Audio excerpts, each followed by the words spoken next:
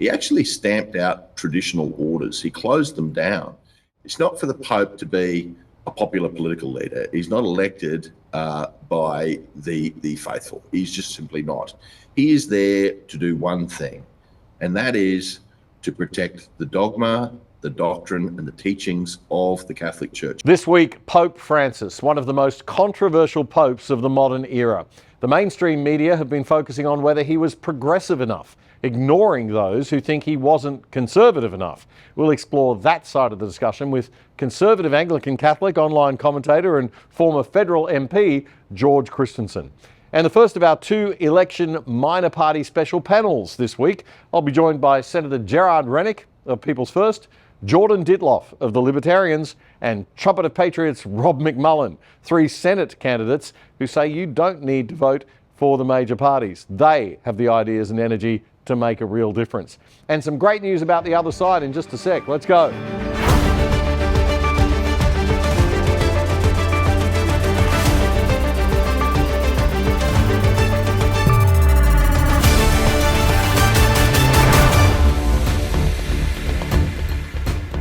G'day Adelaide, g'day Perth, g'day Australia. This is episode 408 of The Other Side for the week commencing Anzac Day 2025. I'm Damien Coury.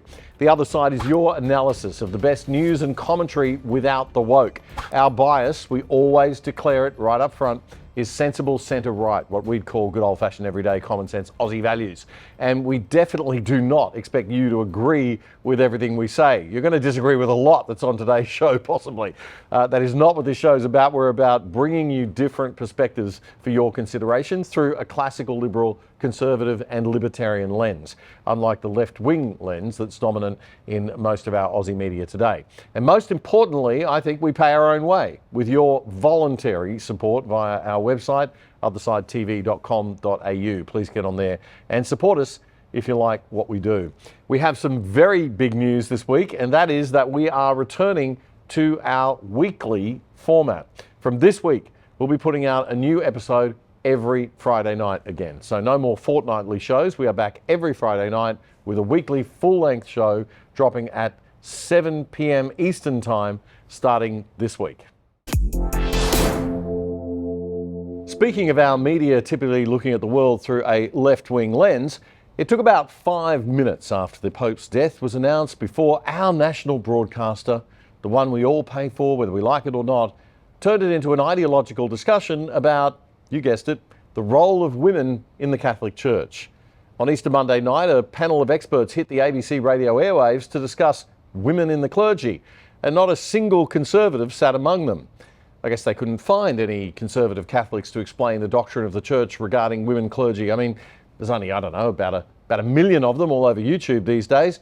Oh, and the most popular Catholic interview show podcaster in the world, well, he's Australian. There has been, will continue to be, a lot of criticism about Pope Francis and certain cardinals and bishops. And fair enough, yeah, no one's beyond it. Nor did Pope Francis wish to be. He often said he wanted to create a mess. He often talked about clericalism. And so it would seem to me that to not sort of give our feedback in a respectful way, because we wouldn't want to criticize a pope even lovingly, would be to fall into a sort of clericalism that I think even Pope Francis would have condemned. But that's Matt Fradd from Pints with Aquinas, the biggest Catholic interview podcast in the world at the moment. Hard for the Australian Broadcasting Corporation to find him because, I don't know, he lives in America. It's a long way away. But anyway, that's kind of why we exist. We do the discussions from the other side and we don't force you to pay for it.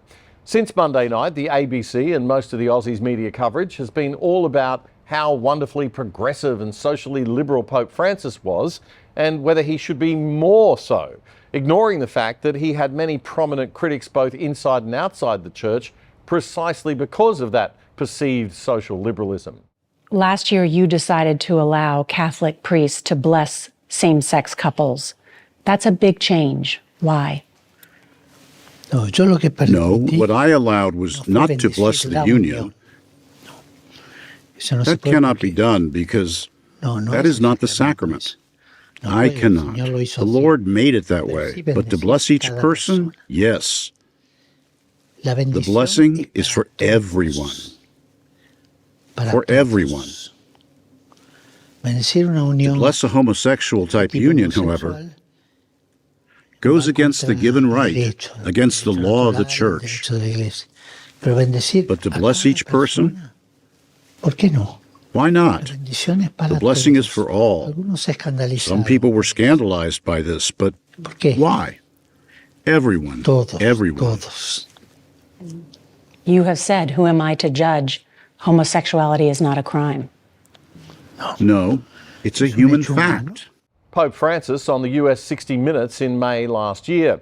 Despite a lot of criticism from conservative Catholics for being too progressive, he was clearly conservative on women in the clergy, opposing the ordination of women as priests or deacons. But he appointed more women to senior roles in the church than any predecessor. He was devoted to traditional doctrine on the sanctity of life from conception to death, meaning that contraception, abortion, euthanasia and surrogacy all remained a no-no. But he was often artfully ambiguous. Sometimes surrogacy has become a business, and that is very bad. It is very bad. But sometimes for some women it is the only hope. It could be. The other hope is adoption. I would say that in each case, the situation should be carefully and clearly considered. But you are right. I want to tell you that I really liked your expression when you told me, in some cases, it is the only chance. It shows that you feel these things very deeply. I think that's why so many people have found hope with you, because you have been more open and accepting, perhaps, than other previous leaders of the church. You have to be open to everything. The church is like that. Everyone, everyone, everyone. That so-and-so is a sinner. Me too, I am a sinner. Everyone. The gospel is for everyone. Pope Francis speaking on the US 60 Minutes in May last year. No matter where you sit on the question of the politics of the Catholic Church, or even whether you care much for the Church at all, it is still the biggest denomination in the world of Christianity, which itself is the cornerstone, foundational, and still the most important religion to the liberal, democratic Western world.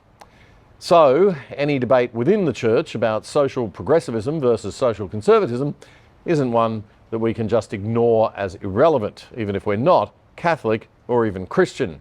So, what is the other side to all of this? Well, former Australian federal MP, devout Catholic and conservative, George Christensen is the editor and publisher of the Nation First Substack newsletter, and he pulled no punches with this Tuesday morning headline: The Death of Pope Francis.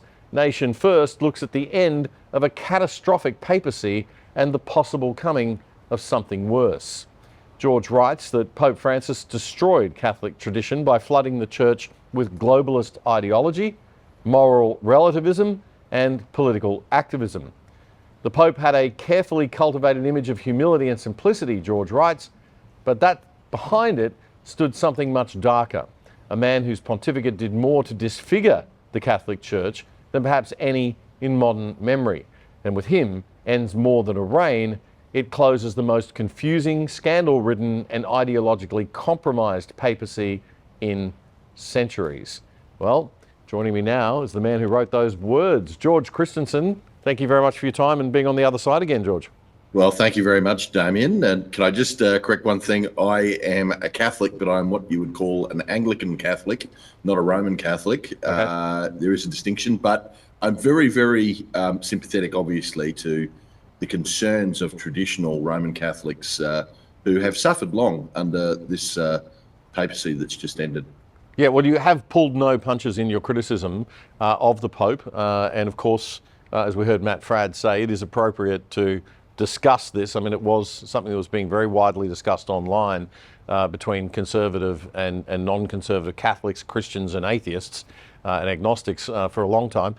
Just give us a summary of what the main criticisms of the Pope have been. Oh, look, you could go no further than to look, in terms of ambiguity, in terms of overturning doctrine, than the document called Fiducia Supplicans, which was reported widely in the mainstream media as the Catholic Church allowing the blessing of same-sex unions. And in that interview there, the Pope, you know, he spoke a little bit of the truth, but he actually muddied the waters somewhat. That document, to say what he said there, he mustn't have read it. Now, I don't believe that he didn't read it, okay?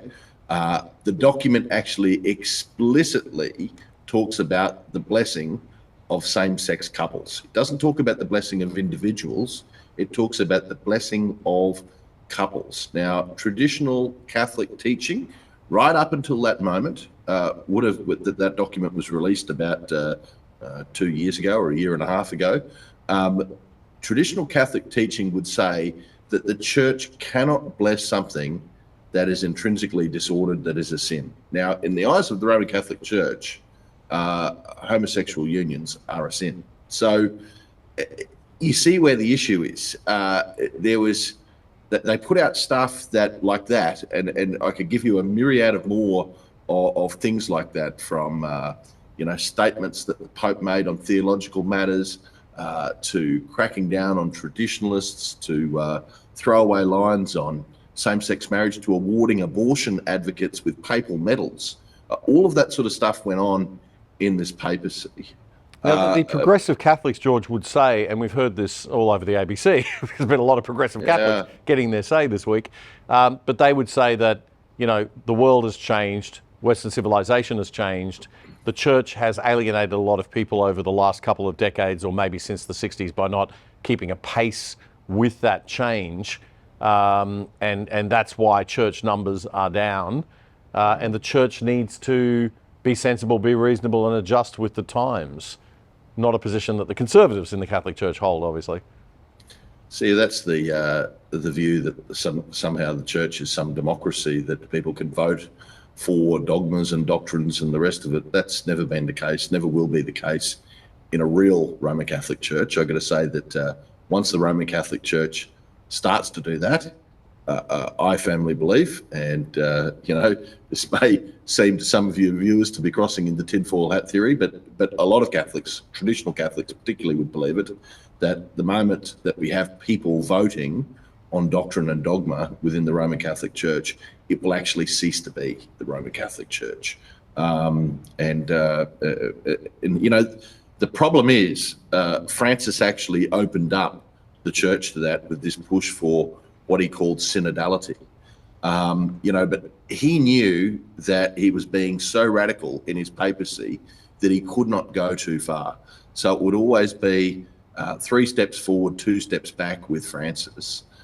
So he opened up this synodality, which will continue on unless the new Pope actually brings it under control, which is all about people voting on matters of doctrine and dogma. And have a look what's happened in the German church, where the laity voted for the church to approve of abortion, where the laity and the clergy voted for same-sex marriage union blessings, actually doing the marriage or a blessing of the civil union, not just what fiducia supplicans does, which blesses a couple. We had wanting to open up the church to gay clergy. All sorts of things happened in Germany that even led the Pope himself, after letting him do all of this, to say, well, we have many fantastic Protestant churches in Germany. We don't need another one, hinting that all of the stuff that they've agreed on is Protestantism, and liberal Protestantism is that. Yes, I think our conservative Protestant viewers might be balking at that, but just to say, I'll clarify. I mean, the other argument, I guess, you could say in favour of sort of the position that he took. I mean, we talk about his ambiguity, but he was the leader of a broad church, broader church even than the Australian Liberal Party. But it's like, how do you bring all of the folk in and keep all of the folk in when you are the leader of such an organisation with such a breadth of ideology, or a breadth of thinking and interpretation of the Word of God, if you like?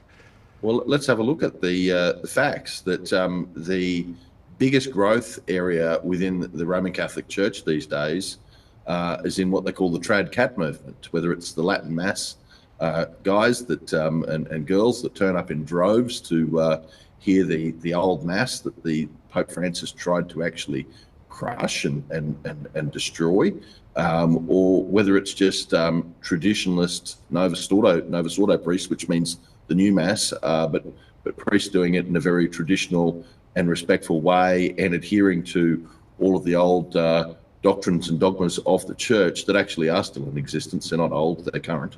So this is a big movement that's happening worldwide, isn't it? Cat or traditional Catholic revival, younger Catholics primarily, young people going for these very conservative, very traditional approach to the church. And Why it's do you here in think Australia that's even. Yeah. Because it's true. Because there's an element of truth to it that they don't get from the modern world. And what young people are looking for is the truth. And they don't just want to see the world dressed up in liturgical garb when they walk into a church. And unfortunately, that's what a lot of these progressive Catholics want to do. They want to, take the spirit of the world and actually ritualize it and have that on display every Sunday in the church. Well, people are looking for meaning. They're looking for truth. They're not getting it from the modern world.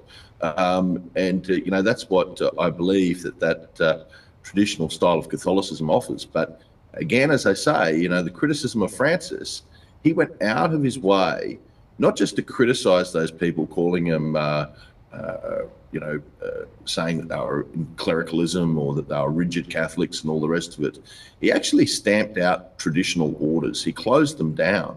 He actually brought out a decree which said that the only way any new priest, after that decree come down, could say the Latin Mass was with the permission of the Vatican, and the Vatican is basically going to always say no under his papacy. So he tried to stamp it out, tried to kill it.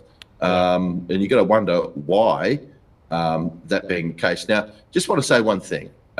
It's not for the Pope to be a popular political leader. He's not elected by the faithful. He's just simply not.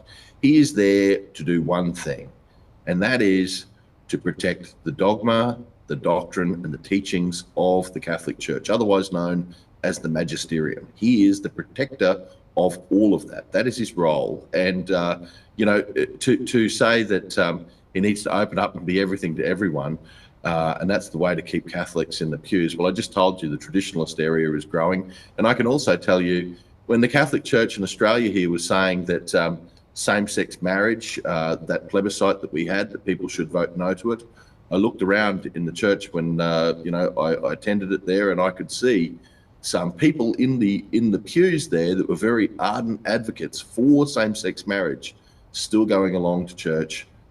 They didn't decide that they weren't going because of those views. So there you go. Based on who we've got coming through and the candidates that you've seen to become the new Pope, do you think we'll see a change in direction back to a more conservative church? That's the hope. The hope is that there will be an unambiguous Catholic Church, that there will be a Catholic Church that actually upholds the magisterium and promotes the magisterium and allows the growth of these traditionalist movements within the church, which have such a strong attraction at the moment, particularly for young people. But look, I think I'm hoping against hope, actually. What's happened is that Francis has appointed the vast majority of new cardinals that will be voting in the conclave coming up. And the reality is we're probably going to get a pope that is worse for traditionalists, worse for the magisterium, worse for traditional Catholicism than the previous pope. And I know that that interview you showed earlier with, I think it was CNN, I'm not sure, or 60 Minutes. 60 Minutes, yeah. That they were talking about women priests. Well, Francis did also push that envelope. He entertained the concept of having women deacons in South America. He said that he was open to it. He actually let a lot of official conversations and dialogues go on within the Vatican about it, but at the end didn't do anything. That will be the next move for his predecessor. And I can tell you, at that point, that is going to be the final straw for some traditional Catholics. At the point where we have the Catholic Church going down the pathway of women priests, I think you will see a formal schism. All right, I think we need. I want to talk to you more about this stuff, George. So would you hang on, and we'll do a special episode where we'll put a longer form of this interview with the next segment that we'll record now. We'll put that out for people in the next week or so. We've got to go now because we've got to do our minor party panel of political candidates from the minor parties with the election coming up. So I'll say goodbye to you for this moment, and then we will put out a longer form of this interview later on. See you in a minute. You may have noticed if you've been overseas on holiday recently that you can log into your streaming services like Netflix or Prime in other countries, but the shows they offer are different and sometimes even better. You're paying good money for those subscription services. Why can't you watch? Well, with a virtual private network or VPN, you can log in from home here in Australia with an internet address from anywhere in the world, and big corporations and big government can't see where you are. Now, to be clear, criminals can still be actively found with police warrants, of course, but the average honest citizen will have their location protected from prying eyes of corporate marketers and government bureaucrats. If you sign up now with private internet access, we think they are the best VPN service out there. That's private internet access. As a viewer of The Other Side, you can get 83% off the price of your subscription and get online for less than $3 a month. Check it out right now. Go to piavpn.com/otherside. That's piavpn.com/otherside. It's a great service and a rock bottom price, and you're helping keep the other side going and growing.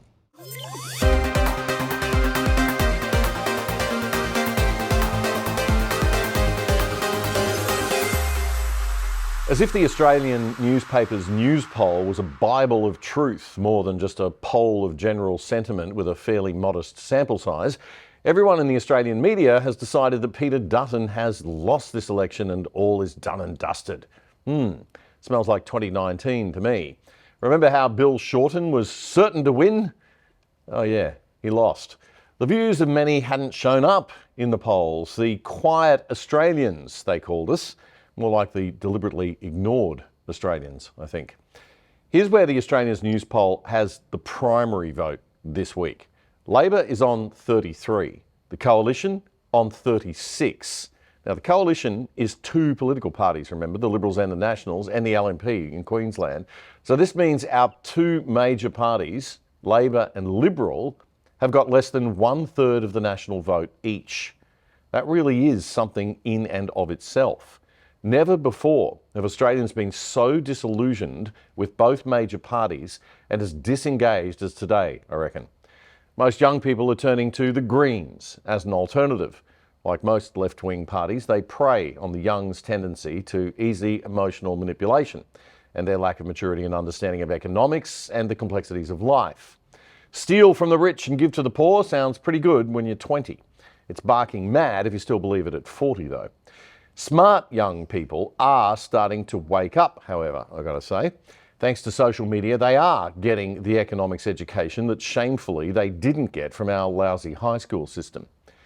In any case, the Greens, despite their regularly kooky behaviour and utterly bonkers 19th century Marxist policies, still somehow managed to poll at 12%.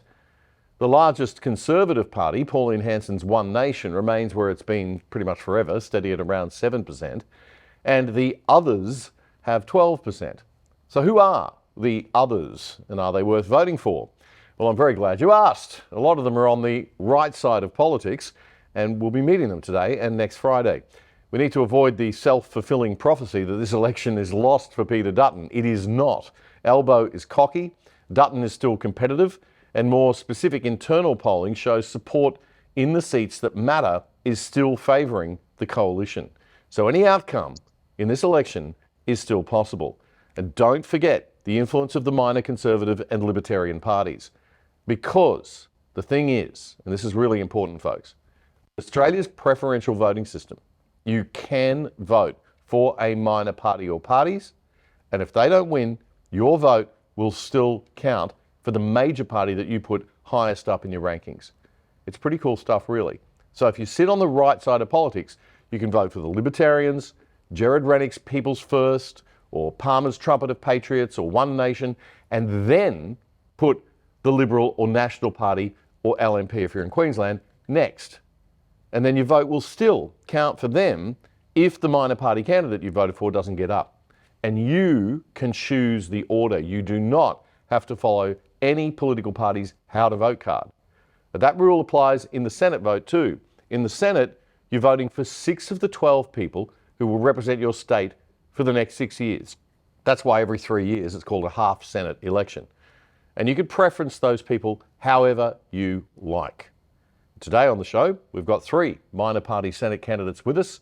One of them is an incumbent senator, Senator Gerard Rennick of the People First Party. We have Rob McMULLAN, a Senate candidate for the Trumpet of Patriots, and a regular on the other side who you'd be familiar with. And also joining me from Melbourne on the line, we have the Libertarians' top Senate candidate for Victoria, Jordan Ditloff. Hi, Jordan. How are you? Hi, Damien. How are you, mate? Good to have you there. And Gerard and Rob, welcome. So, guys, I wanted to first start off by saying that next week we are going to speak to 3 other minor party candidates, including the New South Wales lead candidate for One Nation. But today we're going to have 4 topics. I'll ask you each to speak for a minute on each of those topics, and then we'll move into a bit of discussion. So first up, the big one for this election, cost of living and specifically housing. Gerard, you are the incumbent senator, so I'll start with you to begin with. It's a big question, but what's your analysis of the problem, your proposed solution and your view of it? Well, cost of living, inflation is the difference between demand and supply. Since 1985, our population has gone from 14 million people to 28 million people. That has increased demand, right? In 1985, John Button decided to introduce the Button Plan, which said we're going to close down manufacturing. So over a period of time, due to a loss of manufacturing, increased bureaucracy, higher taxes, and greater inefficiencies, our supply has decreased. So we have got a difference between demand and supply, and that difference is growing all the time because more people are coming in, i.e. immigration, and less people are actually contributing in a productive manner. So when they said, if we're going to open up all the markets, we're going to become a service economy, we'll become a high service economy. Well, we didn't really become a high value end service economy. We just became a service economy whereby we have lots of superannuation, paper shuffling, childcare industries, university sectors, NDIS, there's been an explosion in that. So this is the problem, is that we need to get back to building things in this country. It's a bureaucracy serving service economy rather than a quality value adding service economy. Absolutely, right? yeah. And in 1983, the Franklin Dam decision basically meant that the federal government could stop any projects happening whatsoever over state governments. So we're not building dams, we're not building proper baseload power stations. We need a lot more tunnels, we need more ports, airports, telecommunications. And those ports and airports that we did have, they're now either foreign owned or owned by super funds, so those profits are going offshore. Similarly, when we privatised all our state government insurance offices, that meant we had to go offshore for reinsurance. 50% of all our insurance costs in this country go offshore, right? So we've got increased costs as well. Things like insurance is a good example. Jordan Ditloff, Libertarians. Jordan, what's your take on the housing problem at the moment, and also cost of living generally? I'd expand on what you said, and I absolutely agree. We don't have a cost of living crisis, we've got a cost of government crisis. 83% of all new jobs created in the last 12 months are government or government-serving roles rather than private entrepreneurial job creation, and that's insanity. We've just got money being taken from you, sluiced around through this useless bureaucracy laptop class, and then redistributed at a loss. And we see inflation as primarily a fiscal monetary problem. The government is overspending, expanding constantly, and it's paying for it with quantitative easing and printing money. So I agree, supply and demand is absolutely the problem, but the biggest problem is that the monetary supply is worth less and less. We're 5 minutes from midnight on the clock when it comes to a future that could look a lot like Argentina pre-Malay. So the Libertarians want to drastically slash the size of government, and we want to make it easier for the private economy to regain that initiative. Yeah, okay. All right. Rob McMULLAN, Trumpet of Patriots, cost of living, housing. How do you see the problem, and what's the solution to our inflation issues? Well, I agree with everything that Gerard and Jordan said. I'll just say the same thing in different words. Inflation is when you expand the money supply, but you don't have a reciprocal expansion of goods and services to match it. So you just get more money than productivity, and then the price of everything goes up. Obviously, we all knew it was going to happen during COVID. They paid everyone to stay at home and not do anything. And then they printed a whole bunch of money to keep everyone afloat. So production went down, money supply went up, huge inflation. Now what they're doing to cover that is getting more warm bodies in the country through immigration. And we've also talked very extensively on the show the fact that we actually have, a below replacement birth rate in this country. So the argument has been made that over time, the supply of housing relative to the actual people that want it would bring house prices down. But the immigration levels that they're doing to keep the economy, the total GDP numbers rising, is skewing that so the house prices keep rising. So I'm very proud to be presenting a policy to reduce immigration by 80%. I'll also say the argument has been made, and that's bearing out in the numbers as well, that Labor are using immigration as a stack in the deck tactic. So the people that they're focusing heavily on vote 70 to 75% for the Labor Party. So what Australians are actually staring down the barrel of is they're going outside the system. They say this is about our democracy. Well, they're going outside the democratic system and just getting new people that actually vote for the Labor Party. And I mean, if they get away with that, we're not going to win another election ever again. Ever. Right. So there's many gains in immigration for them. We've seen this debate happening in America as well. Gerard, just coming back to you for a second, on the immigration question, where does People First Party stand? And as Rob's just said, an 80% reduction in our immigration. I think the coalition are talking more like 20 or something more modest, 25. How's your position on that? Our position is we want less than 100,000 people coming in each year. Right, so that's about 80% as well, right? Yeah, and I mean, obviously with temporary visas rolling off, hopefully we should at least start to get some stabilisation of the population rate. But I mean, we have to be realistic here, as I said with the Button plan, we let a lot of skills go offshore. So we can't just go to zero, because there are people out there that rely on foreign labour, especially in the hospitality industry and in the rural industries, to do a lot of the hard yards, mining industry, I think also. And interestingly enough, coming back to that housing problem, it's interesting. There are about 2% of the people that come in on work visas for building, 482 visas, which is the construction sector. But what isn't being said, and what people don't understand, is that the number of new houses being built is still declining. Now, if you've got an absolute growth in people, number of builders in this country, ignoring the relatively, it's still less than the relative growth. The question is, why aren't we building more houses? Where are these tradies going if they're not building houses? And the answer to that is they're building renewables. And this is what people don't understand, is that it's actually the renewable sector that's also causing this housing crisis, because a lot of tradies are actually out there building renewables instead of building houses. So we've got renewable energy and we've got government infrastructure projects sucking the workers out of the private sector and housing building. So we do need a small percentage of immigrants to come in and actually fill that gap, which is what immigration probably should be, and one of the good reasons. Yeah, but I mean, they need to be not be coming in being university students. There need to be a lot more people on the tools, but building houses and actually building genuine infrastructure, not these heavily subsidised and inefficient renewable. Yeah, sectors. Jordan, Libertarian Party tends to be more sort of open to open borders, I guess, as associated in America with a libertarian mindset. That isn't quite the policy of the Libertarian Party in Australia, though, is it? No, and increasingly, even in America, there are many libertarians who don't adopt that. We've never had that as a policy. That was something often said of us by Pauline Hanson quite unfairly. That's never been the libertarian policy here in Australia, even when we were the Liberal Democrats. We support real net overseas migration numbers of about 60,000 to 100,000 by way of a much higher upfront migration fee mechanism. And that addresses a lot of the problems that have been discussed before in terms of actually making sure that when we're sort of seeking people with these skill sets or with genuine job shortages, there's much more likelihood that they're going to be paired to an actual job they're coming to if they're paying a higher upfront migration fee, rather than essentially just being kind of dropped into the country to fill these supposed skills gaps that the government's divined through their infinite wisdom. So basically, our solution for a higher upfront migration fee makes sure that new migrants are covering the cost of their impact on existing infrastructure, and making sure that the incentives are right. So we're getting people sponsored and matched by businesses, and we're getting the right skills, we're getting the right composition of people who are prepared to come here and work and support themselves. Great. Well, we are 9 minutes in and we've already had more common sense out of the three of you than I've heard from the two major parties. Or the four major parties, I should say, all election. So it's an interesting situation we're in this country, that the talent doesn't seem to be in the right place. But we'll talk about that a little bit more later on. I just want to point out that we did invite, for those of you who are supporters of the Liberal Party and the National Party, we did, of course, invite Liberal and National Party people on. At this point, I think the view is that the other side as a show is a risk and a negative. There's no positive of coming on this show for them. Their worst nightmare is being stuck in a room with Gerard Rennick and I, and hopefully if the election goes well, they'll get to live that nightmare for the next 6 years. Yeah, well, we're having trouble getting them on in any forum at this point.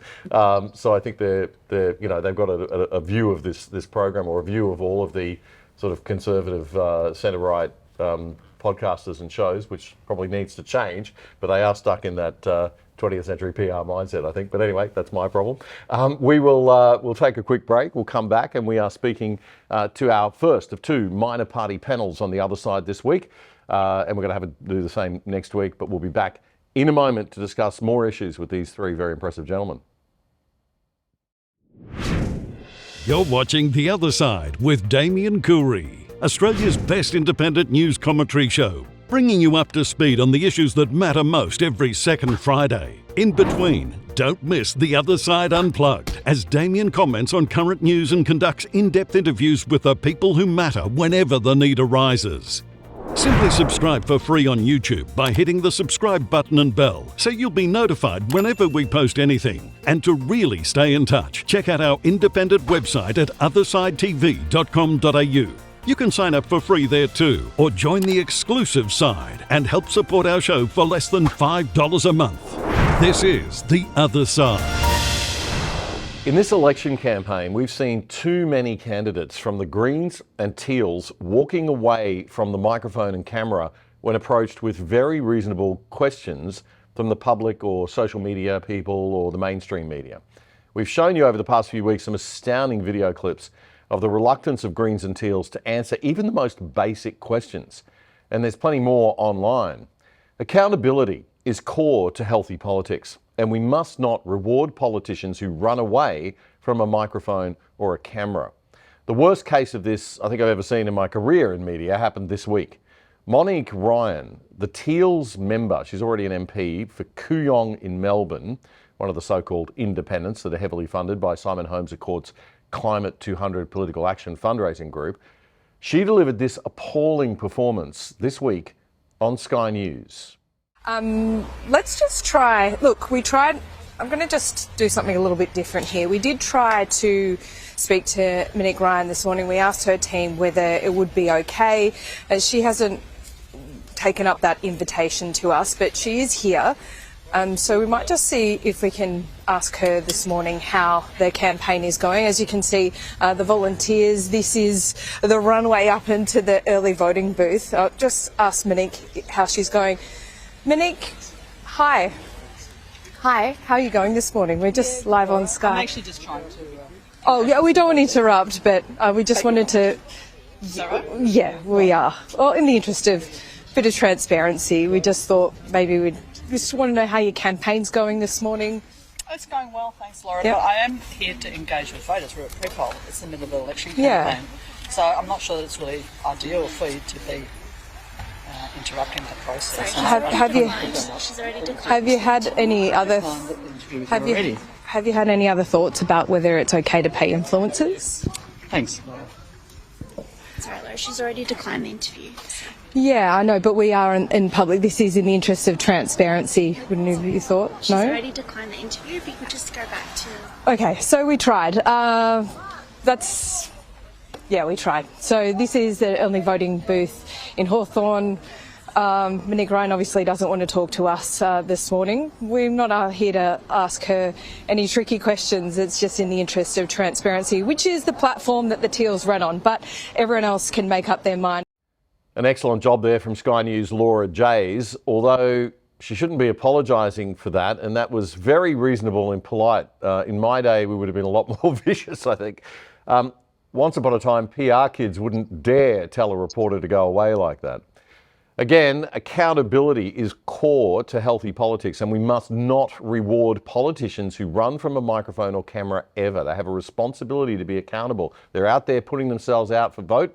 They need to answer the most basic and fundamental questions at all times, and they don't get to pick and choose what interviews they want to do when they feel like it.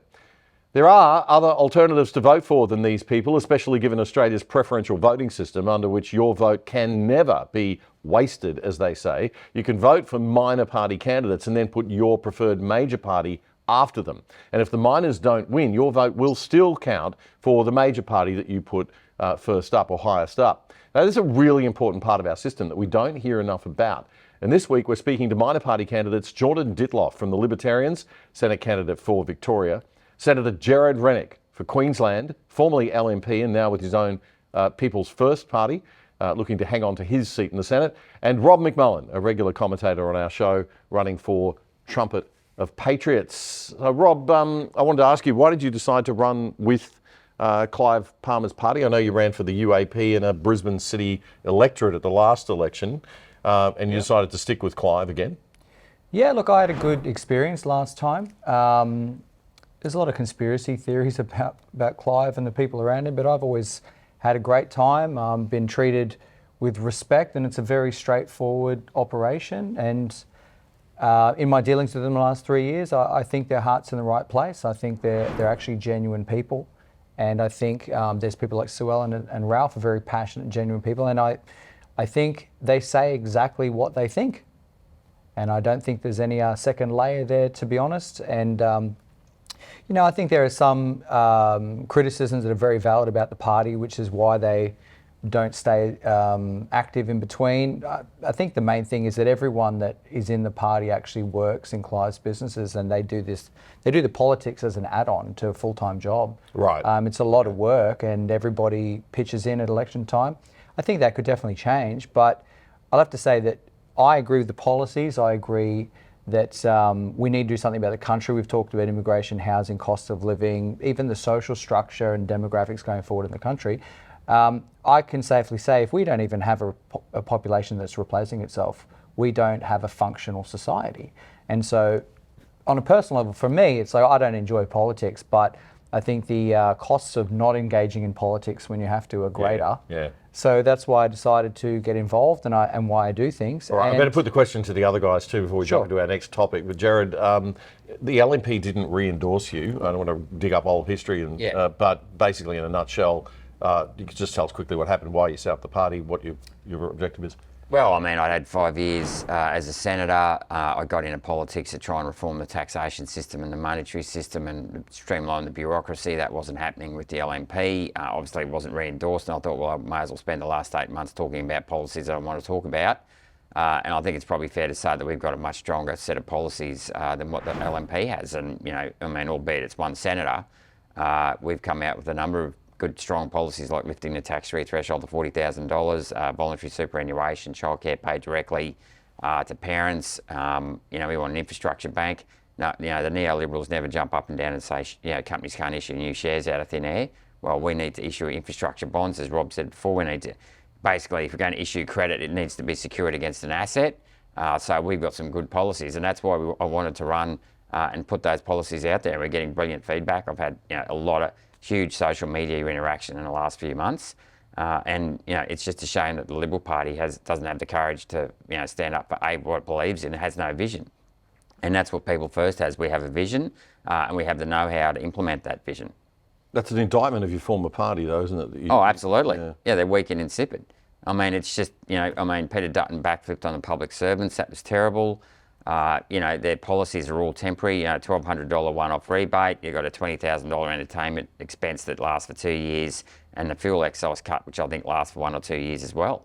And then just before we shut down Parliament, they voted against an income tax cut for low-income earners, albeit it was only 16 cents to 14 cents. But income tax cuts are tax cut, right?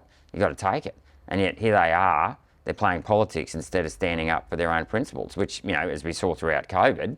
They just completely folded on allowing people to, you know, choose what they wanted to do and how they wanted to deal with their own health. Yeah, we're going to come on to COVID in a moment. Jordan, just to you very quickly, what has been the inspiration for you to get into politics? You've had a very interesting past, which has been widely discussed in public. I think everybody in Victoria is aware of your turnaround, I guess, of your whole life and your redemption story, which I think is very impressive.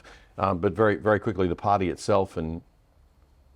Yeah, well, Damien, I'm 38. I'm just at the threshold of a legal career that I had to fight tooth and nail to secure. And, you know, I'm hoping to start a family. And, you know, really at that time in my life where this is probably the worst time objectively to run for politics and to sort of put all that on hold. But the reason I'm doing it is because I don't think we have 10 years. I don't share your sense of skepticism. I think that Dutton's goose is cooked. I think people will stop listening. And I think that we now have to think about how do we make sure 2028 is not a rerun of this, but worse. The people that are in the Liberal Party, as Gerard well knows, who will come after Dutton, are far, far worse. Dutton is the best of what's left. And we're going to be left with a Liberal Party that will look even more like the Labor Party in 2028.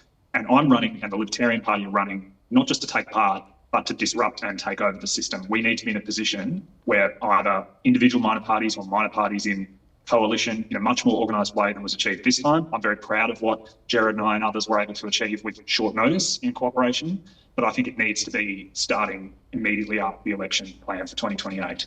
And we need to have a viable alternative to the LNP and to the coalition by 2028, because I'm really, really worried what it's going to look like.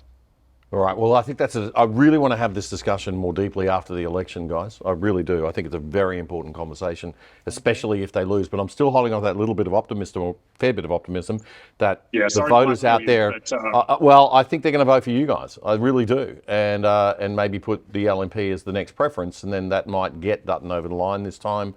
It might not, but we will see. But I think a lot of people out there are not being represented in our media and in our culture as much as they should be, but certainly the Liberal Party are running a bit scared, and that is a conversation for later. I want to get onto our topic, which we've now got 3 minutes left to talk about, which is not a small topic, but climate and energy policy I do want to just quickly touch on, so I'll give you a minute each on that, and I might start this time. We started with Gerard last time. I'll start with you this time, Jordan.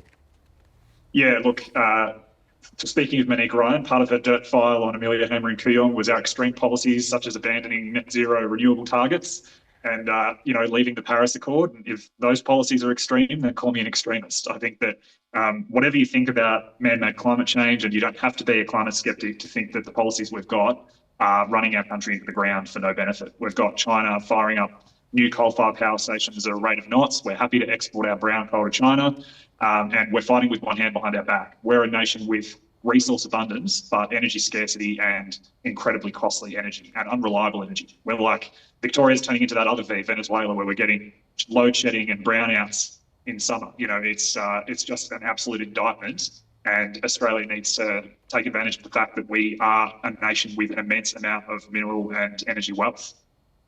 Yeah, I mean, it's amazing, isn't it? Already getting brownouts and blackouts, and people still don't get the fact that we're going to have a problem if we don't have any baseload power. Rob, your thoughts on Trumpet of Patriots? Policy-wise, very much the same. I'll just mention at the Trumpet's party launch that we had a special message played from Tucker Carlson, and he, mentioned a lot of the natural resources that we have in Australia, and really we should actually be the richest country in the world.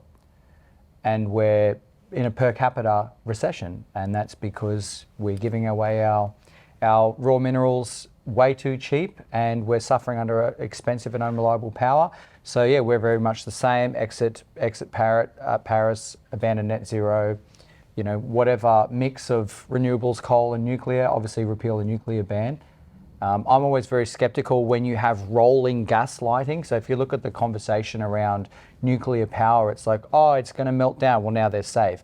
Oh, okay, it's dangerous, or this, that, and then now the latest thing is, well, it's just going to take too long to build.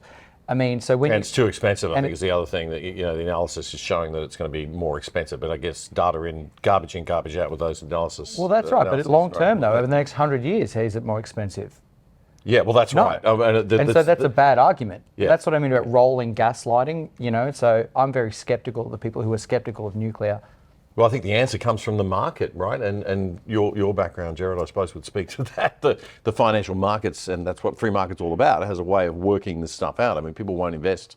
But I think Albanese did say to Dutton in the, that people don't want to invest in nuclear in Australia. Well, look, I mean, people won't invest in nuclear because, proper baseload power stations take years to develop, right? You've got a lot of approvals. I mean, the market won't sort this sort of stuff out because it's an inelastic choice. It's an inelastic supply, right? I mean, the average Joe on the street, you might be able to set up be a fruit, sell fruit or become a baker or a butcher, but you can't set up a proper baseload power station, right? So I don't think the market is the solution here. I think what we need is the government to step in and actually build. When it comes to sovereign infrastructure, nuclear power stations, right? Why? Because there's inelasticity of choice. Ultimately, what we need, big baseload power stations that just get on with the job of providing cheap and reliable energy. What we do need to do, our energy policy just mimics our monetary policy, our taxation system, our immigration system, where we put foreign interests in front of domestic interests. We're shutting down our locally sourced power supplies, coal, gas, and not using nuclear, and we're bringing in foreign-made renewables that are 70% owned by foreigners. Let's go back to using our baseload power stations. There's 400 million tonnes of coal out there at my hometown of Chinchilla. There's another turbine pad sitting there. Let's put these power stations on top of our coal beds and go back to burning coal and get it out to the public as cheaply as possible. We need that baseload power. Wind and solar are never going to be able to provide that baseload power. That's exactly right. Unless we have a battery infrastructure. Why can't we go down that route? Well, as you said, I mean, you need batteries and massive batteries, and there's not enough rare earths in the world, lithium, etc., to actually build all the batteries required to provide enough backup energy. So they're not that clean.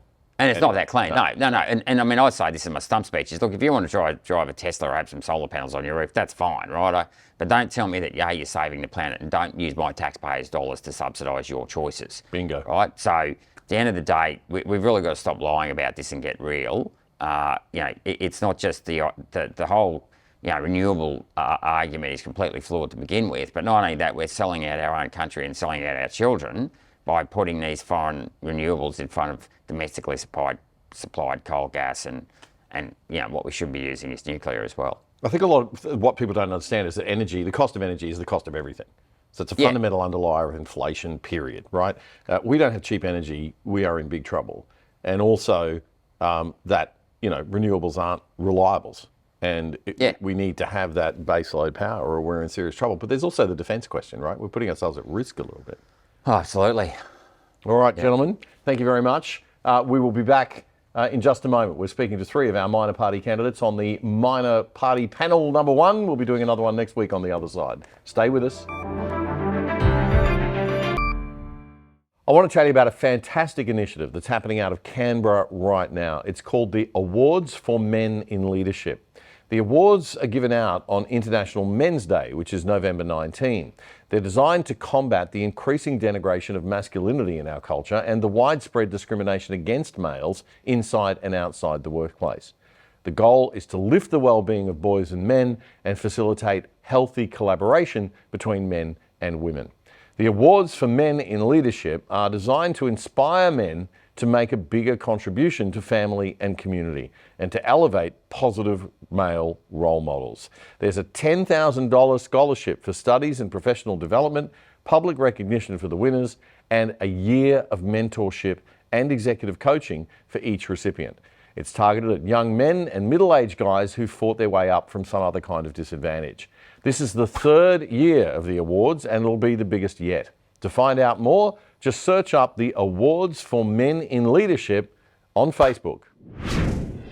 The Other Side is Australia's best completely independent news commentary YouTube channel, bringing you up to speed and diving deep on the issues that matter most. Our fortnightly news catch-up and deep dive show, The Other Side with Damien Coorey, drops every second Friday night. And our new random The Other Side Unplugged content will appear whenever we have high-quality, meaningful content that matters to bring you. To keep producing and growing, we rely on support from ordinary viewers like you who care about the quality of news and commentary in Australia. The best way to support us is by becoming a member of the exclusive side on our website and contributing a small amount each month to the cause. You can do so for less than $5 a month, and we'll drop you an email when we post new content so you never miss a thing. Check out our website at othersidetv.com.au. That's othersidetv.com.au. Or scan the QR code on your screen now with your phone camera. This is The Other Side. This week, the shocking news about Victoria's curfew during the COVID-19 pandemic.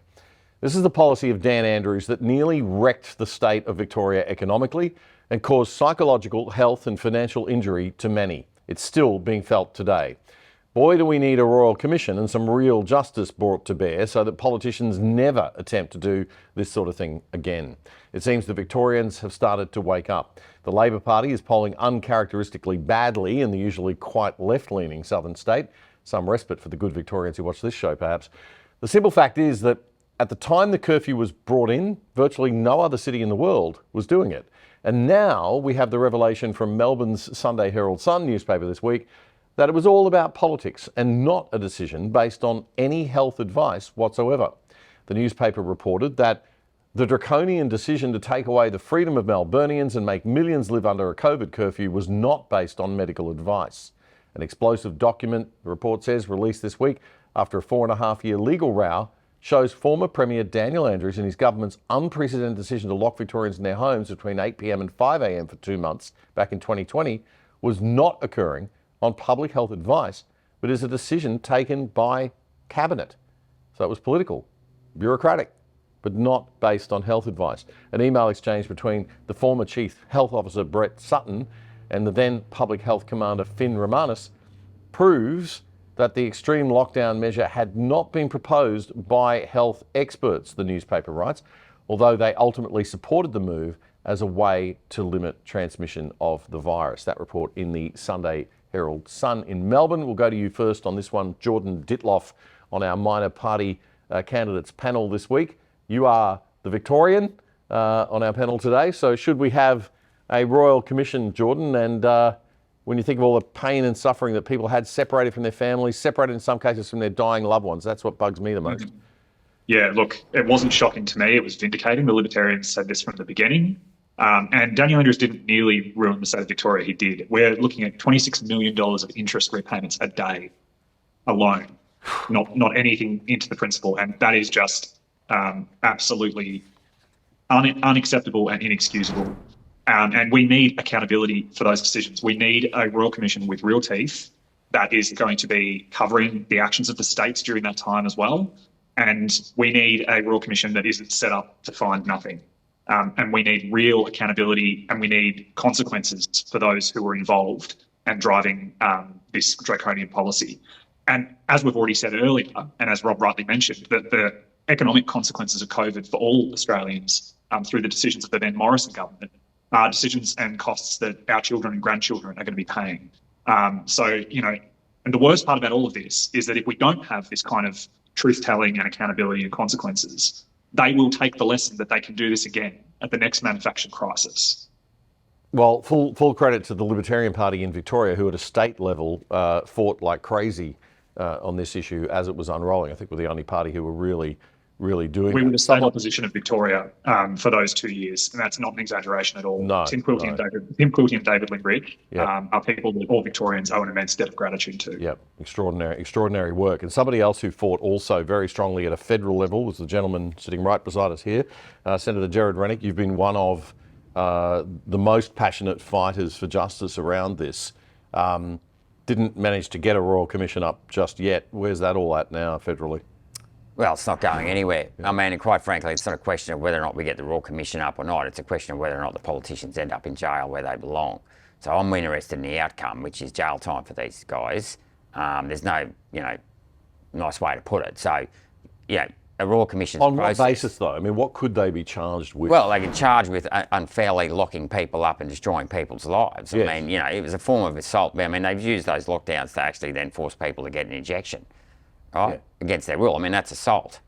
So there you go. It's the most abhorrent obstruction of civil liberties in our nation's history. Oh, absolutely. I mean, the daylight second. Yeah, absolutely. I mean, there's been some pretty shocking pharmaceutical injuries, actually. I've got to tell you, there's mesh injuries, Lyme disease, obviously thalidomide, infected blood. I mean, the health department, the government health department has to be some of the cruelest bureaucrats out there. And the level of cover-up and that they engage in is just, people have seen in estimates, it's just out of control. And the lockdowns themselves, I mean, this curfew and these lockdowns, who has the right? Who gave politicians and bureaucrats in this country that right? I mean, they will say, of course, we used all the emergency powers laws, we used all of this. Yeah. But I would say abused those laws. Oh, absolutely. So how do we prevent this ever happening again? Well, I suppose it does mean you've got to put them in jail to set an example. Yeah, you've got to put them in jail to set an example. That's it. And I mean, a lot of people say we want a Royal Commission, and that's fine. Let's have a Royal Commission, provided. I mean, my fear with the Royal Commission. It's a process. Look, technically you have to go through the process, right? But All I'm saying is don't think the process will necessarily deliver the outcome we want. The process could be a whitewash, right? Because if Albanese is in charge, he'll just appoint his yes men, judges, or whoever, to run that Royal Commission, and I'll go, oh, everything was done perfectly, and we'll just further cement the lies that are already out there, right? I mean, and this is what I say to your listeners, you have got to vote for minor parties, right? And, you know, you can vote for myself, I took a stand, but nothing is going to change if you keep voting for the two-party system, because politics is all about numbers, and that was the lesson myself and Alex Antic learned when we took a stand, is that none of our colleagues came with us, no one cared, and you know, I can tell you the major parties are not the solution. And Gerard, what do you think? I mean, they're going to, obviously the counter argument's going to be, well, you know, we did what was best. We did what we thought was best at the time. We were working with an extraordinary situation. These are the things that they'll say. I, for one, as a crisis management expert, that's my professional background, I can tell you that what they did was highly unprofessional, inexcusable by any management theory out there about crisis management, because it failed to take into consideration all of the concerns and relied heavily and abdicated responsibility to health officials. They should have been made, these were very serious decisions that they were making about people's civil liberties. And I do believe that these are, you know, serious crimes. But I don't feel optimistic that we'll ever see justice, because I don't think that there's I'm not even sure that there's a crime in existence that we could charge them with at this point, is there? Well, maybe Jordan can help with that. Well, I would argue that they contravene. I mean, the Senate can actually put people in jail, right? You know, the Senate has the powers to do this, but we've got to get the numbers to do this, and this is the problem. You know, this comes back to brute power. At the end of the day, forget ethics. If you know, these people are not interested in protecting you; they're interested in protecting themselves. So if people want to take a stand here, and I said this earlier in a clip, like I've been contacted by many people over the last 4 years. You know, how do we stop this? How do we stop this? We stop it in the next 2 weeks, right? On the booze, right? Now it's going to be a long game. It's going to take a decade.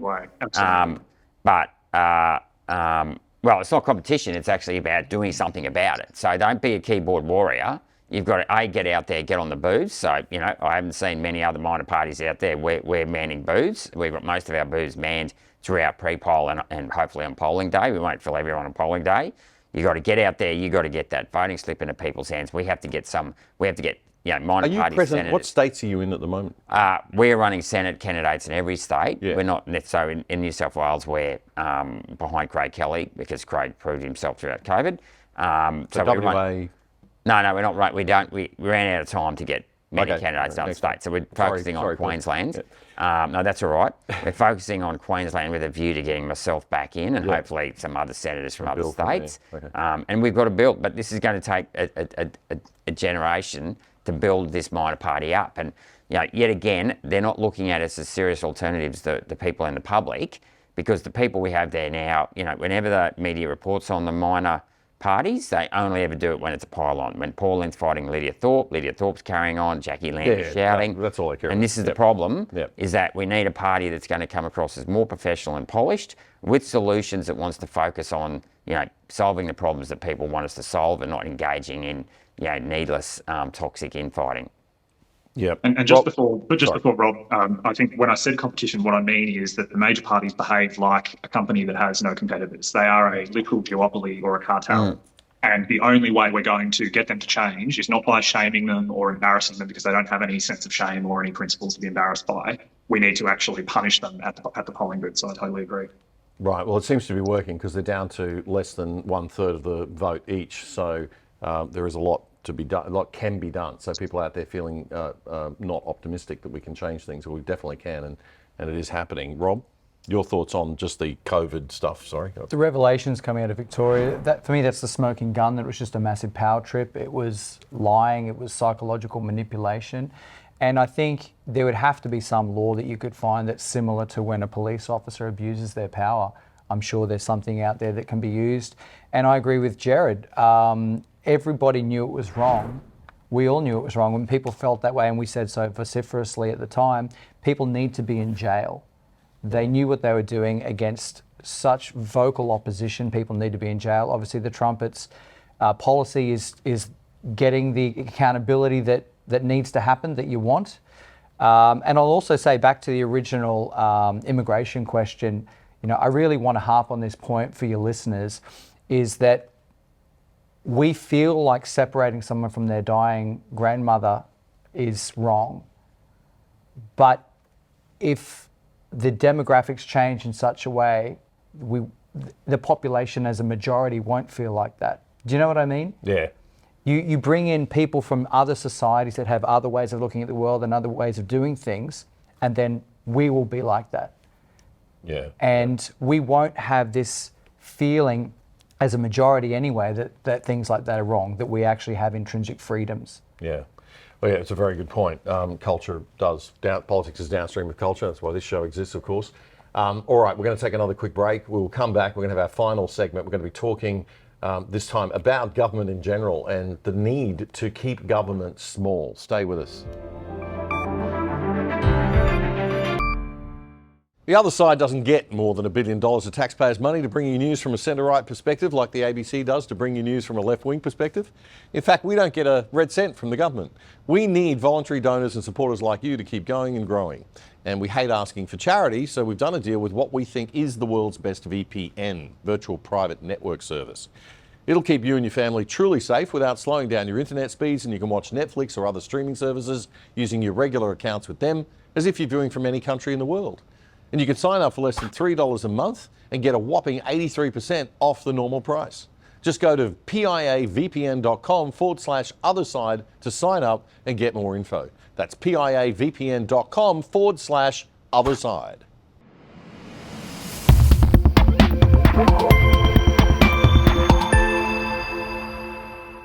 Lots of talk that the election is in the bag for Labor and the Greens and the left. It isn't. Polls are just polls, and even news polls' sample size isn't that big. And they've been hugely wrong in the past. Don't forget how Bill Shorten was supposed to win in 2019, and never underestimate the power of the quiet Australians who watch this show. The minor parties and One Nation are polling at 19% collectively, and many of the minor parties are right-leaning. You can vote for them with Australia's preferential voting system, and if they don't win, your vote will still then count for the major party that you put highest up in your rankings. So if you sit on the right side of politics, you can lodge a protest vote even to the Liberal Party and say that we're going to vote for the Libertarians, we're going to vote for Gerard Rennick's People's First or Palmer's Trumpet of Patriots or One Nation, and then put the Liberal and National Party or LNP if you're in Queensland next. Your vote will still count for them if the minor party candidates don't get up, but we get a chance of getting some important, clever, smart minor party candidates up and into the Senate in particular. So the Senate's particularly important, and we've got 3 minor party Senate candidates here with us today on the show. We have joining us on the line from Melbourne, the Libertarians' top Senate candidate for Victoria, Jordan Ditloff, someone we really need to get in. We also have Senator Gerard Rennick, formerly LNP in Queensland, but People's First Party now, and Rob McMULLAN, the Senate candidate for the Trumpet of Patriots, and a regular commentator on the other side, joining me in the studio in Brisbane. Next week, we will speak to 3 other minor party candidates, including New South Wales lead candidate for One Nation. Gerard Rennick, tell us basically your view on government and the size of government. I always say on this show that, you know, government and bureaucracy is always going to keep borrowing money and feeding itself and making itself bigger. It has no incentive to do otherwise. How do we keep the size of government small when government holds the purse strings? Well, that's, as I said in the prior segment, basically we need to get people out of the ballot boxes to vote for new parties or minor parties that are prepared to actually do something about it. I mean, we've seen Peter Dutton, I was quite surprised to see this happen. The Liberals actually backflipped on getting bureaucrats to go back to work in the office. Now, I wouldn't have thought that was a hard decision to make. I would have thought, the employer had the right to say to the employee, if we want you to work in the office, you've got to work in the office. It's the employer, our taxpayer. It's the taxpayer that pays the employee, or the employer pays the employee to work under his direction. That's why you pay them. It doesn't really, it doesn't bode well when we see the coalition being so weak on what should be a very simple argument to make, is that the default position is you should go back to work in the office. Now, fair enough, if you've been there for a couple of years or you've established the fact that you can be productive and you know your job well enough to do it from home, I'm not against people working from home, but the default position needs to be you need to work in the office until you can prove otherwise, right? Now, if the coalition can't sell an argument as simple as that, they are never going to take the hard decisions to reform our government. But, People First, for example, we want to have a Federation Convention that looks at eliminating duplications of roles and responsibilities between state and federal governments. Yeah, that'd be a good don't one. need two education departments, two environment departments. I call this.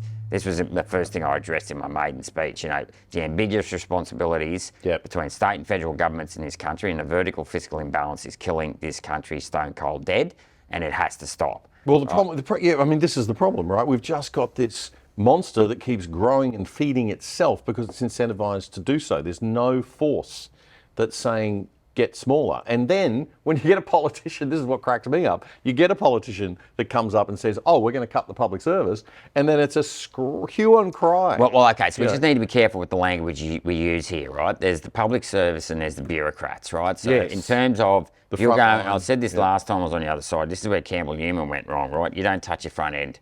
You don't touch your nurses and your teachers, right? We've got a growing population.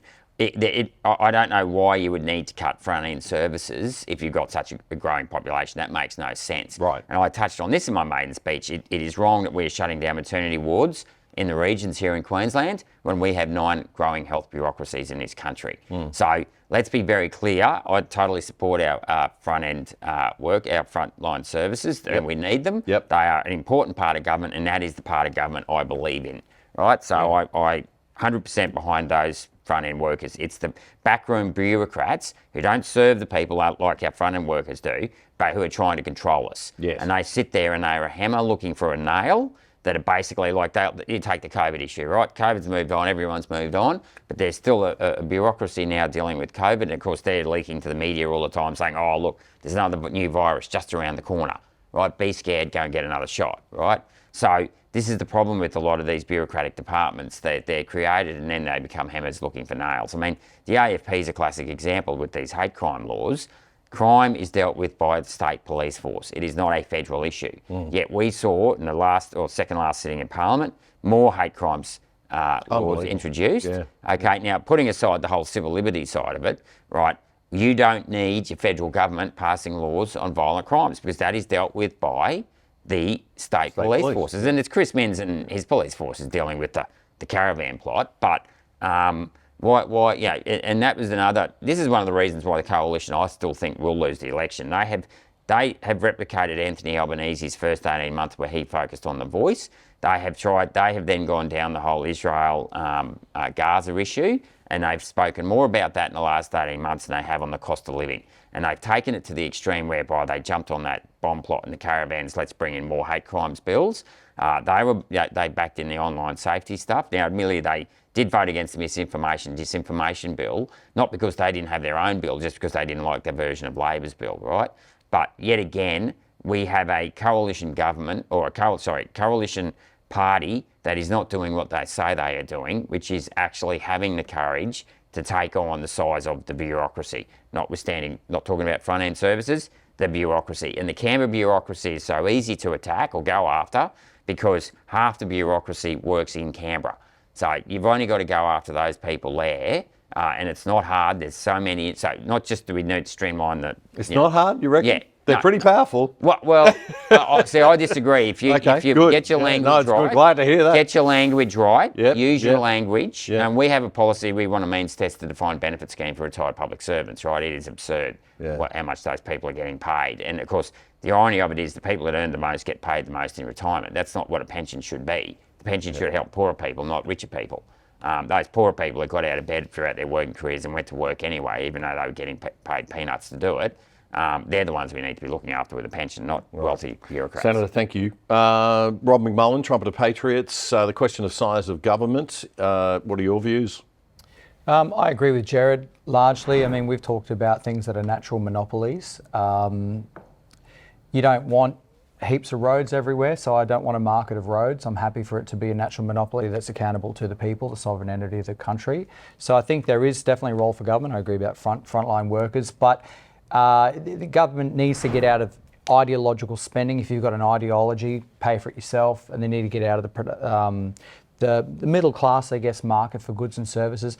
I mean, libertarian philosophy is that, markets create equilibriums. They perfect products and, goods and services. And pricing equilibrium. That's right. But the reason they do that is because it lets substandard goods and services go the way of the dodo, but that's not how a society runs. We don't want families and people themselves to go the way of the dodo. So I think you'll find that there's a huge demand for investing in people and families as well. So I think you can't just take market philosophy and apply it to a society as a whole. However, we are definitely way over the lefty sort of redistributionist side, and we need to go back the other way. I'm just saying I'm not a full libertarian. The other thing I've made too, and it's a debate I'd be happy to have with Jordan, is that libertarian philosophy itself is a monopoly. It's a monopoly of civilizational strategy, whereas Gerard's talked about some sort of public bank as a competitive market to the private bank. So actually public and private are a market in themselves, and that once again will find equilibrium, will find price. So look, we need to have I agree, the bureaucracy's out of control. The unelected bureaucrats, they're just taking us all for a ride, and they are getting paid way too much and self-serving. I think small business people are getting sick to death of it. I think we're sick of paying the taxes. We're sick of carrying these mongrels. I've made the point in the show too that small businesses where it's at, you want to incentivize people in a small business because you're customer facing, you're training people into responsibility and reciprocity. Whereas you get big government, big corporations, there's just such a barrier between people and customers and that personal responsibility thing. I'm a huge advocate for small business. I think it's absolutely. Really I think it's the answer. Jordan, this is your home turf. I mean, as a Libertarian Party, go for it. I understand the points Rob's making, and I understand Gerard's position, and this is somewhere that we do differ. Small business doesn't need government investment. It doesn't need encouragement. It needs government to get out of the way. It needs government to stop dragging it down under the crippling, crushing weight of black, red, and green tape.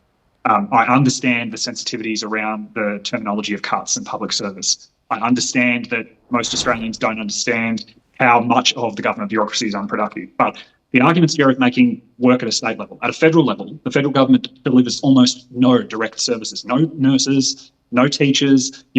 We are not talking about a political bureaucracy in Canberra that is sort of a touchy-feely thing that people care about and love. If people knew the true extent and the true waste and the true scale, and going beyond the immediate actual APS employees, you have the consultant class, you have the growing NDIS employment pool. All of these things should be on the table, and it doesn't need a softly approach. It needs a chainsaw taken to it. Because we need a Javier Milei Argentina or an Elon Musk USA. Indeed, because we've had decades upon decades of growth. We've never had the needle meaningfully move backwards, and that owes to the last term of Howard. Unfortunately, Howard was a great man and did many good things, but in his last term, when he had both houses of government under his control, that went its natural course, and the absolute power he had led to a growth in the public service that we haven't seen even paused, let alone reversed since. Well, putting the administrative burden of taxation onto the small business person and taking it off the bureaucracy of the tax office was not a good thing. John Howard did a very bad thing, I think, doing that and putting small business people under so much pressure with even more paperwork to do and accounting, and it's got to stop. I do agree with Jordan about small business. Okay. I've got to get you guys back on the show, haven't I? All of you, actually, to have a big discussion about government and the role of government. I think this one could have been a 50-minute topic at a show on its own. You could. But thank you all very much for your time. A quick final 30 seconds for each of you. I'll start again with you, Senator, being the incumbent Senator for Queensland and hopefully remaining in that role, I hope, after this coming election. Unfortunately, you are competing against Malcolm Roberts from One Nation, as well as from the Liberal Party, and it looks like is that right? Am I right? Yeah, it's only one of you probably going to get. It looks like Labor, if Peter Dutton doesn't lift his game in the next 2 weeks. So it's at the margins these things matter. Yeah. So when we got in 2019, there were 3 LNP, including myself, and then Malcolm. So there were 4 Conservative senators, and then 1 Labor, 1 Green. If Albanese picks up, it doesn't look at this stage, it will be like a Bill Shorten election. There's a fair chance at this stage that Labor will get a senator back. It's not a given, but that is a risk.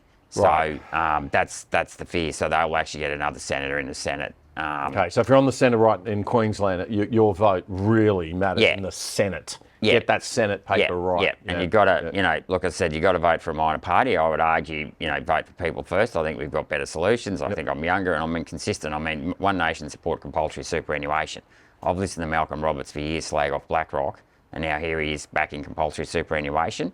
I mean, it's that type of like intellectual dishonesty, which is why you need people first there, because I don't think that One Nation have the economic solutions or really understand how the economy works to actually fix the problems that the Australians are facing. But you could work in partnership with them on other things, I guess. I could, yeah. Well, we tried to. I mean, but you know, One Nation. I mean, this recent thing where we tried to work with preferences and everything, One Nation didn't really pick up the phone at all and talk to the other minor parties. This is the problem, and we don't know what the progression is for One Nation. I mean, both Pauline and Malcolm are going into their 70s, asking for another 6 years, and you know, there's questions marks around how long Malcolm's going to stay there. So.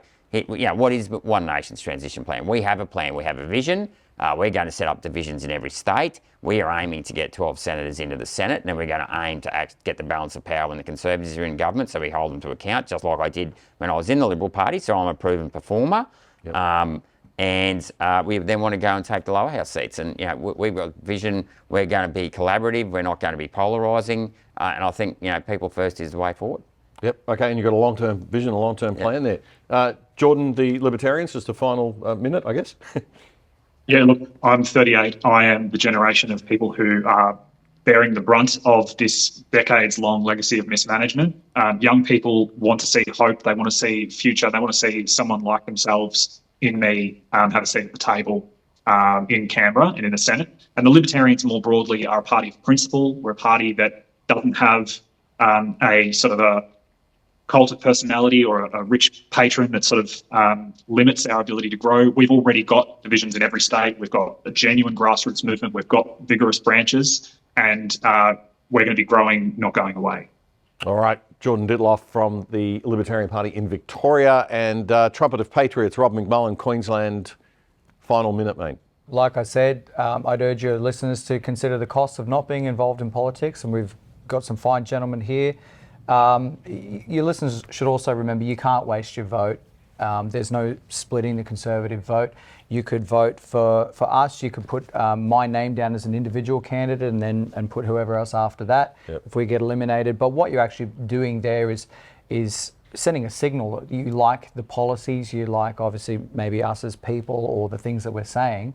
And hopefully, you know, we get in and make a positive change for the country. But even if we don't, that's a big signal that everybody looks at. And it's a signal that matters. It is a signal that really matters. Yeah. It really matters. Whereas if you just do more of the same, you're telling them just keep doing more of the same. Yeah. And as I said, I do have a genuine concern that right now we don't have a functional society. And in the future, I think it's going to get worse and more people are going to feel it. So think very carefully about how you order things and send those signals that you're not happy. Yeah, okay. And you can vote above the line, right? So you put 1 to 6, I think, you have to put 1 to 6 above the line for the party groups, and then your vote goes to the party candidates in the order that the party has them. That's the quick and easy way to do it. The slower way to do it is to number at least 12. You can number them all if you want to, but 1 to 12 at least below the line, and that way you can go to individuals. I think you're second on the Trumpet of Patriots ticket, so if I wanted to vote for you, I'd have to go down the line. Okay, and then, okay, got it, right. Okay, I don't want to show any preferences here, but you guys are all worth voting for. Just make sure your vote cards don't get hacked. Yeah, that's okay. And the how to vote cards are there as a guide only, folks. So you get to decide how you want to vote. And then you can put your, if you think, oh, well, I don't want to vote for a minor party because my vote can be wasted. That is a lie. That is wrong. You can vote for all the minor parties and then put your major party you like next. You can put the Liberal Party, the National Party, the Labor Party, Greens if you want. But you put them next, and then you should be, your vote will count for them if the minor party candidates don't get up, if that makes sense. In the Senate, we're electing 6 people in every state, right? So you get, 6 bites of the cherry. So make sure, you do put them in order and think about that quite carefully on that Senate ballot paper. All right, well, look, we are probably well over time, but thank you very much, gentlemen. Rob McMULLAN, Trumpet of Patriots, Senator Gerard Rennick, People First Party, and Mr. Jordan Ditloff in Melbourne for the Victorians, for the Libertarians. And we'll be back next week with 3 more minor party candidates, including One Nation next week as well. So please do join us for that. See you then.